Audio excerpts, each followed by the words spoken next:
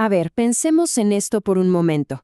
¿Qué pasaría si les dijera que una simple novela de aventuras, una de esas de buenos contra malos, es en realidad un arma, y que entre sus páginas se esconde un plan para justificar la violencia y, de paso, borrar a todo un pueblo de la memoria?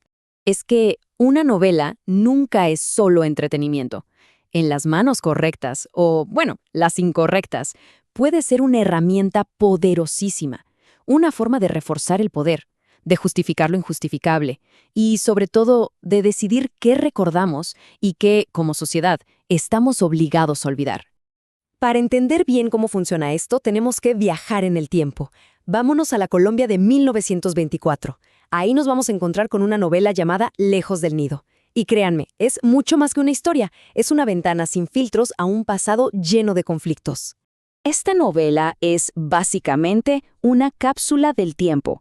No solo cuenta una trama, sino que nos revela el ADN ideológico de la sociedad antioqueña del siglo XIX.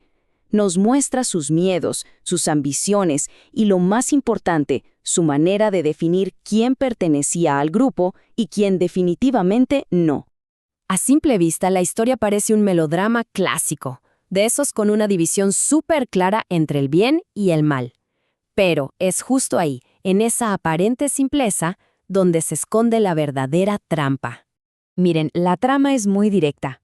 Una niña blanca de familia con dinero es raptada por una pareja de, y cito, indios infernales.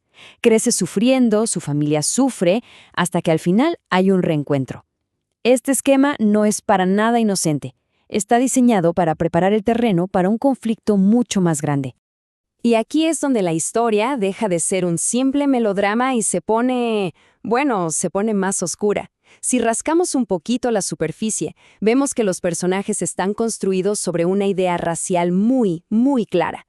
La belleza es igual a bondad y la fealdad, por supuesto, es igual a maldad. El universo de la novela es totalmente maniqueo. Aquí no hay grises.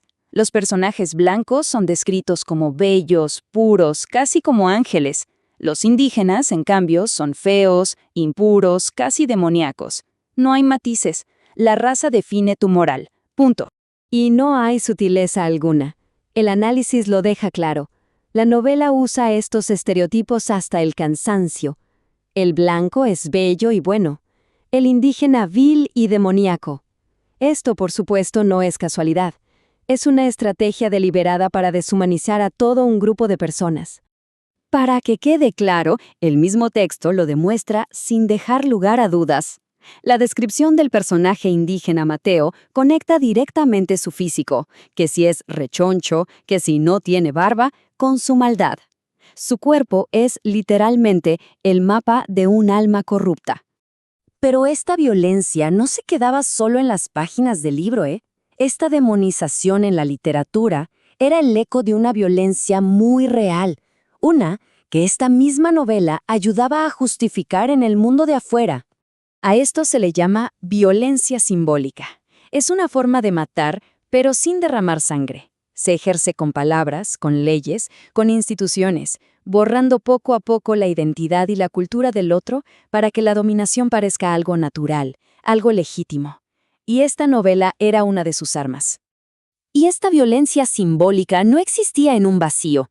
Era el combustible que alimentaba directamente la violencia física, la disolución de tierras indígenas por ley y el reclutamiento forzoso de indígenas y afrodescendientes como carne de cañón en guerras civiles que ni les iban ni les venían.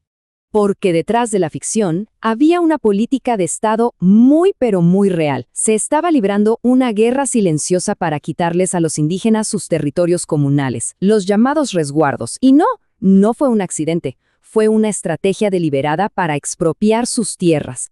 Y aquí la cosa da un giro fascinante.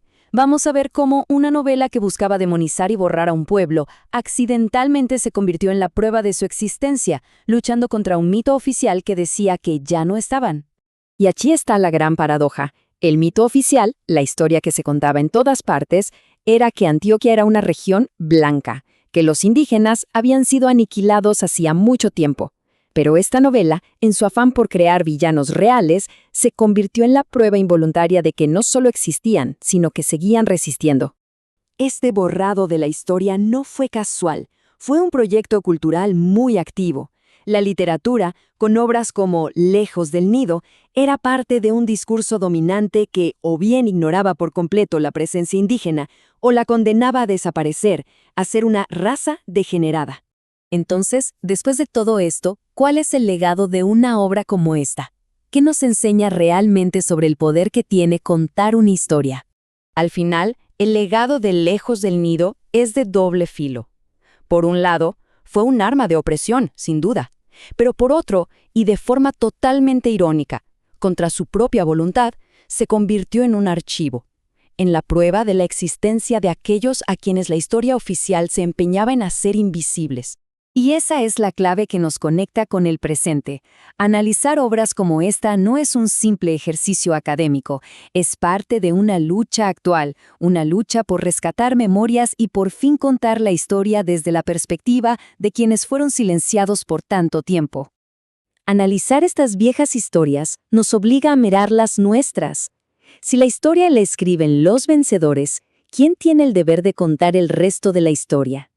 Y más importante todavía, ¿qué historias hoy mismo, aquí y ahora, están esperando a que alguien las cuente?